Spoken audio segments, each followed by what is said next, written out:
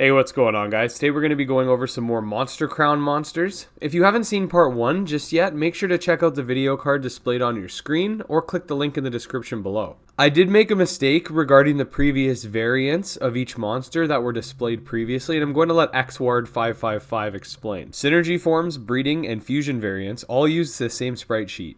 So Amigu's brute synergy would be the same shape as an offspring with a brute monster or a fusion with one.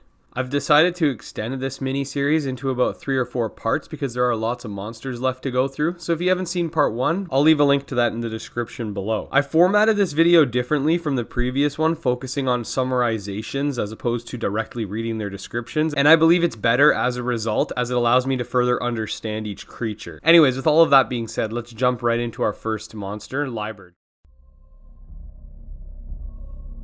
Liberd is a will-type monster described as being the counting justice. It is noted as having a supernatural perception of the relationship between man and monster. Upon its death, which is exclusively abrupt, in the sense that it will never live past its life expectancy of 90 years, Liberd is said to report its findings to the gods. As of recent, Liberd have been seen migrating to the city of Serpent. It comes in at 5'9" and 270 pounds. Its strength is punishing the brutish and vicious. YETOWL is a will-type monster and is described as being a forest myth. They are very large creatures that live within the deepest depths of the forest and at the center of various folklore and myth. They're extremely fast, herbivorous creatures that will not think twice about attacking if provoked. Its heavy wings produce a mysterious power capable of incapacitating foes. It's 6'5", 790 pounds with a life expectancy of 80 years. Its strengths are mass and speed. MOLKURAN is known for its strong jaw and metal teeth. This unstable type monster's powerful jaw and teeth allow it to break through the bedrock with ease. The tunnels underneath Raptor Mountain likely exist due to this phenomenon. It's 6'3" tall, 355 pounds with a life expectancy of 50 years. Its strength is physical. JUNGRO is a large will-type rodent. Its origins stem from an original small rodent that was simply trying to protect its young. When a predator approached its nest, it quickly gained the predator's attention in order to act as a distraction to lead it away from said rodent's nest. Once cornered, the rodent prepared for death when a tree fell atop the predator.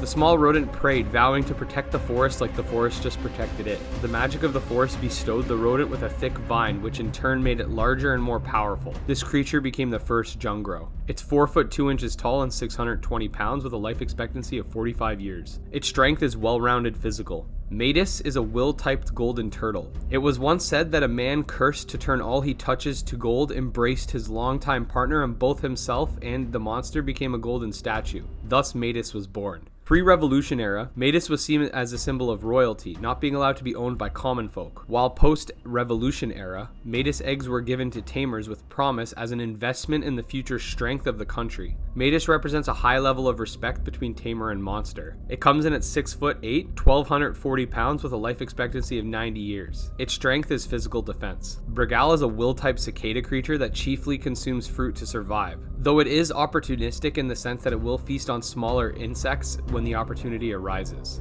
Its shimmering body makes it almost jewel-like, and BREGALLE is more than happy to oftentimes live as a cosmetic piece as long as it's fed fruit. If not taken care of properly, however, it will follow the tamer from the shadows, perhaps waiting to strike. It's 1'5", 80 pounds with a life expectancy of 180 years. Its strength is physical and magical defense. Igran is a carnivorous will-type monster known to crush its prey with its rock-solid arms. Due to the fact that it is quite heavy, thus making it a lot of energy to move, it sticks with low-effort kills, mainly large meaty monsters. It lives in the cold province. It's 20 feet 5 inches tall and 2,000 pounds with a life expectancy of 95 years. Its strength is rock-solid defense. Stomlench is a rather docile, will-typed monster. It's incredibly large and lacks a predator of any kind. This, coupled with the fact that it lives somewhat isolated atop snowy mountains, make it rather odd that it's easily stressed out. Despite their timid and non-harmful nature, the slightest sound or surprise can cause a stampede, resulting in an avalanche. This is said to be the leading cause of said avalanches in the Frobic area. These majestic beasts come in at 8'8" tall, 2,500 pounds, and have a life expectancy of 600 years. Its strength is physical defense and magic resistance.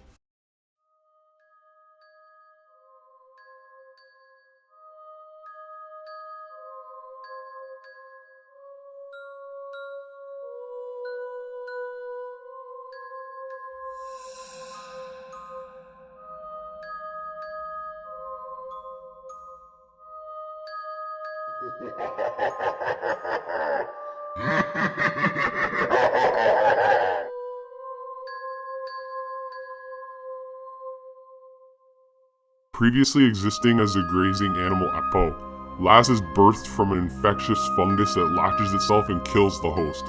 The corpse is reanimated and Laz is born.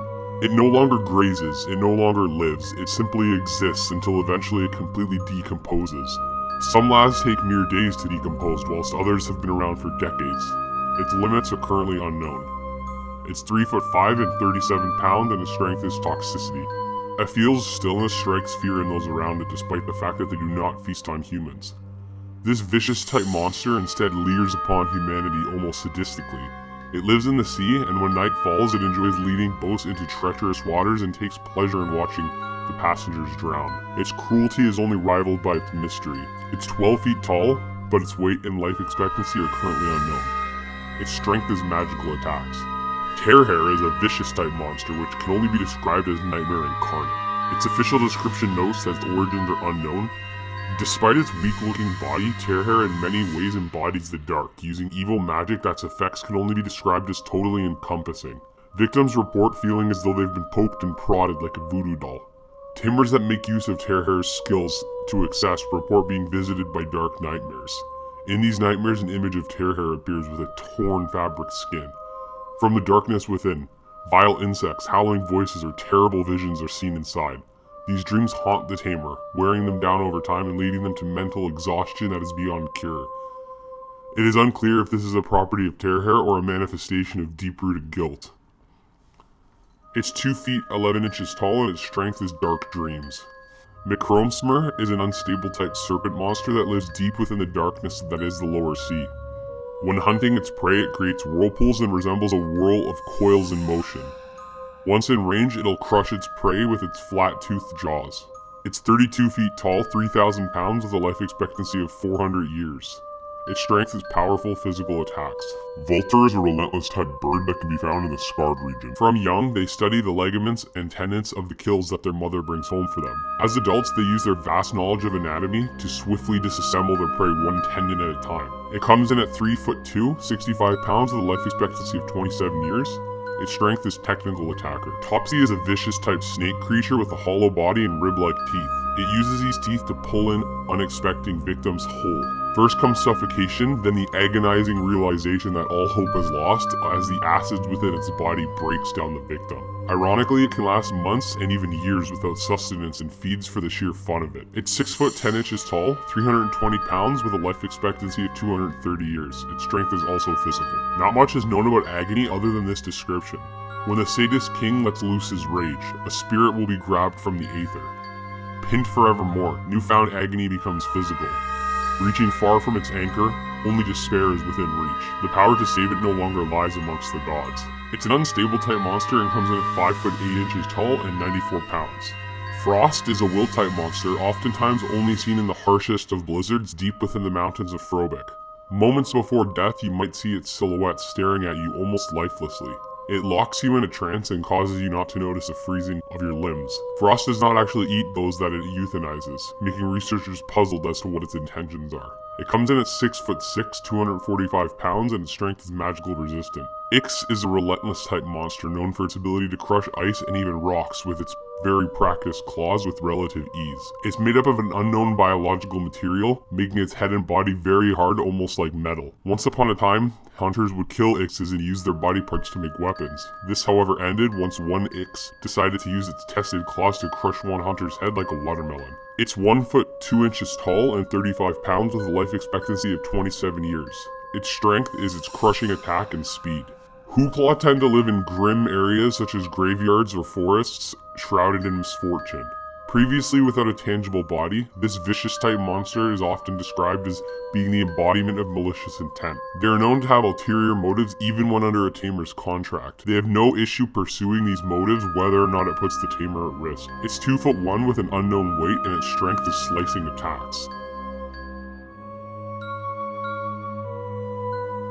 So far, every monster we've seen has rich lore behind it, and I'm quite excited to see these monsters on a more personal level in the future.